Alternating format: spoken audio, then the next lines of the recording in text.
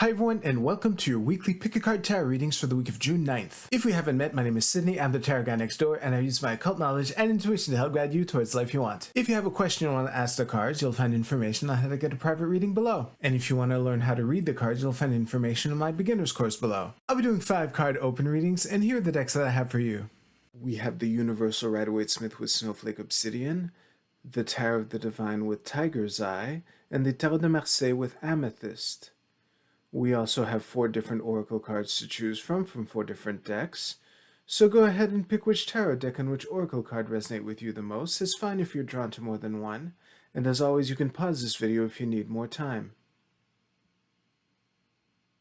As always with collective readings, take what resonates with you and leave aside what doesn't. If you want to jump straight to your reading, you'll find timestamps below. And with that, let's go right to the readings.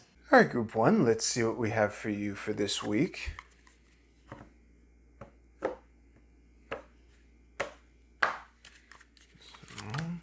Okay, don't panic. It's a minor card, but it's not the best card to open with, you know? So it's like the little sting before you rub the ointment on with the star in the middle. And basically everything upright except for the Ace of Cups. We'll find out what all that's about, whatever. Is this good? Yeah, it's a little crooked. Should be better for you. Yeah, that'll do. So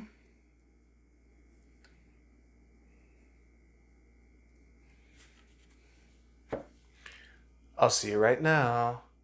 My little rant as I was turning the cards over was more on point than I realized. I barely paused at all. This is a pit stop. Like, everything is moving this way. Well, kinda, in the reading proper. And, you know, the Knight of Cups bringing the Ace of Cups to the Star Oasis to replenish it before being reborn, ready for the adventure. I mean, this is pretty textbook shit. So yeah, good for you, Group 4. Group 4, my God. I don't know what the fuck that was, but Group 1, whatever this 3 of Swords is about, it's looking like the transition phase into something better is, you know, in the air. I'll put it that way. If you like this video, please give this video a like, and you can use the timestamps in the description below to jump to your oracle card reading.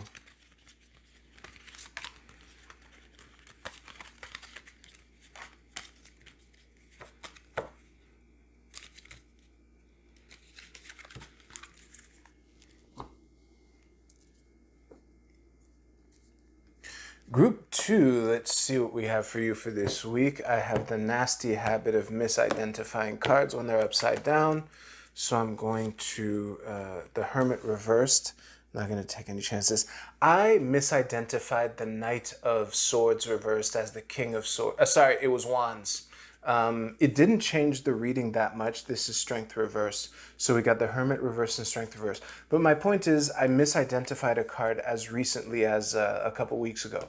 So this is the 5 of Cups reversed. Don't panic. We have the 3 of Coins and the 3 of Wands reversed, right? Yes. And the Ace of Swords reversed at the bottom of the deck. Don't panic. Your reading is mostly reversed. So there's that. Oh yeah, that's decent enough for you, like that.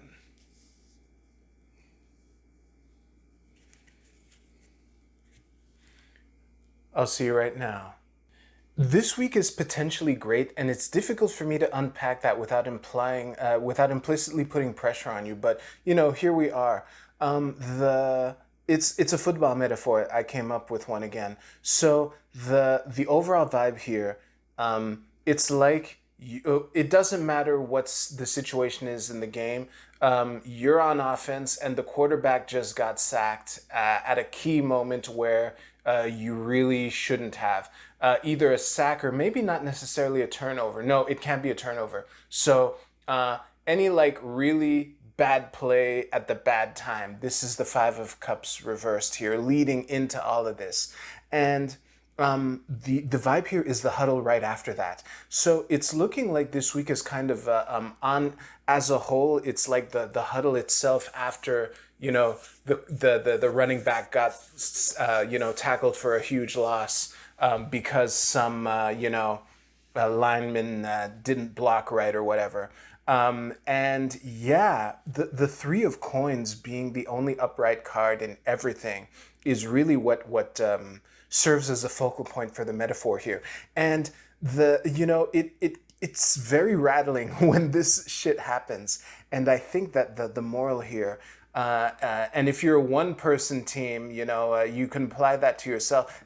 I'm even less jealous of you because there's no one there's no one harder to forgive than yourself from last usually several years ago, if you're anything like me. But anyway, I still have random flashes of shitty things I did in my teens and early 20s, and I'm pushing 50. But anyway, yeah, this is looking like the huddle after that and the week as a whole. And the key thing is if you can get through this huddle without yelling at each other or pointing fingers or you need to take accountability without beating yourself up and avoid pointing fingers. And that's how you can get the ace, that'll cut the ropes that, tripped you up going into this week. If you hated this video, please give this video a thumbs down, and you can use the timestamps in the description below to jump to your Oracle card reading. I'll see you there.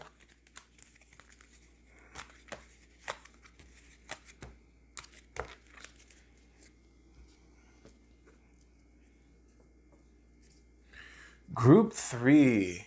Let's see what we have for you for this week. Okay.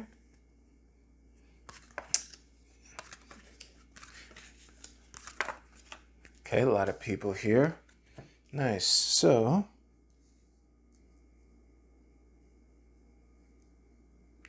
how's that? Down.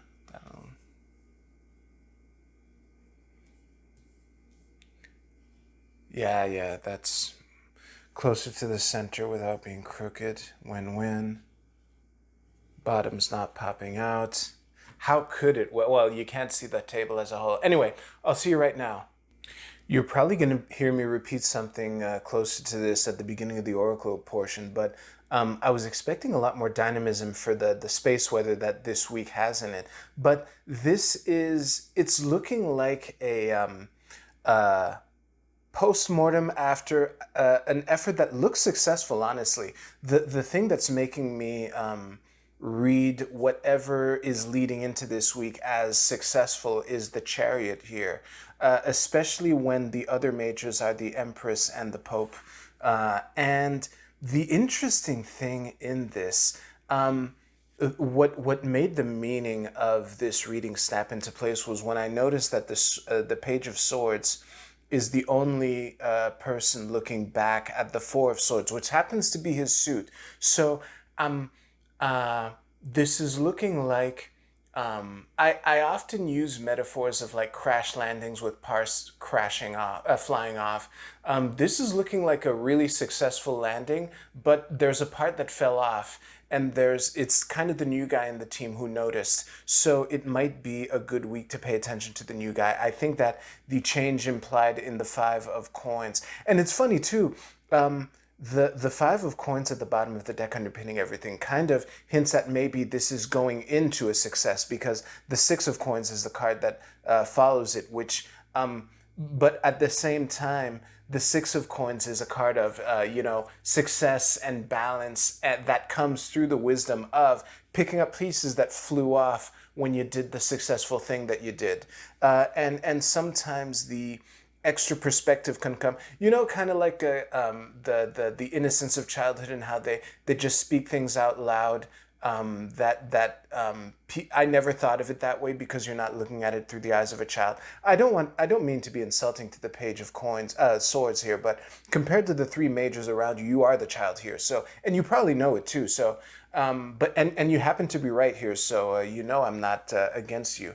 That you happen to have noticed something valuable, and I'm trying to get the people around you to listen to you. So yeah, on that note, if you liked your reading, please give this video a like. I hope I ended on something helpful. You can use the timestamps in the description below to jump ahead a couple seconds if you don't want to watch me struggle with these cards here. He said just before struggling with the cards. Okay. This is like, now watch me drop this shit. Anyway. A couple of fun facts. First of all, for the Jupiter and Cancer reading, I was expecting more dynamism for this week. It's looking like the anyway. I don't want to comment too much on the vibe of all three readings. The other fun fact is I recorded the latest batch of intros about an hour ago. So yeah, for y'all, everything was recorded today. Group A, your card is Conflict. This is I Ching hexagram number 6, don't panic. And the keywords are will to power, hostility, jealousy, stubbornness, aggression, fear, competitiveness, and controversy. Honestly, given all three readings, this is clearly a warning against all the things that I mentioned. There's one group in particular that I apologize for basically rubbing alcohol in the open wound that I left you with as I repeated basically all this. But yeah, try to breathe in through the nose and breathe out through the mouth this week, Group A. What a week this is looking up to be. Group B, your card is the first quarter moon, competitiveness, first quarter fire moon waxing. Now that you can see the card, I hope you can imagine why my eye went all over the place and why I need an extra moment to soak all this in. All right, so sky math wise, this is the Sagittarius moon during Virgo season. I've given you everything you need to find the couple days on the calendar if you have access to the right software. I don't really feel like calculating that. As far as the actual meaning of the card here, I'm really taking it as an invitation to chill out. And it's weird with a card like competitiveness, but this is a fire moon at a hard angle relative to the sun. So that's kind of what's giving me, and it's on the way to the full moon. So there's a rising power to it. So I would invite you to approach this week from an angle of cooperation or forgiveness for some of you, because the competitiveness might be with different approaches. And, sometimes when people have different approaches, one of those approaches happens to be right and the other one happens to be wrong. Just saying. Group B, your card is the full moon in Libra, a win-win outcome is forecast. Good for you. Holy shit. With the readings I gave this week, I bet everyone is jealous of you, Group C. Let me take a moment to translate this or plug it into what I told you in the tarot portion. Actually, I'm gonna diminish it a little. Like it's a good omen and it's a sign that there's good outcomes possible, obviously. But it's on you to navigate it and get it. Don't beat yourself up too much if you don't get it, considering everything in this video. But yeah. Because some of y'all have tricky things to navigate for these high stakes. So try to keep that in mind. And again, breathe in through the nose, out through the mouth. Group C, your card is Aries. Are you kidding me? Like the thing that made me say that is because Aries isn't associated with aggression and dynamism, ruled by Mars. Give me a moment to think. I'm so sorry, Group D. Given the tarot readings that I gave, I'm pretty sure that the action that you're being invited to take is that thing you've been avoiding for a while. Either because you're scared, or it makes you sad, or it makes you confront a part of yourself. I really wish I had better news for you, but given the tarot portions that I gave, I think this is pretty clear what the action is here, all right? There's always next week. If you hated this video, please give this video a thumbs down. I hope you have a great week, all right? Take care. I'll see you soon.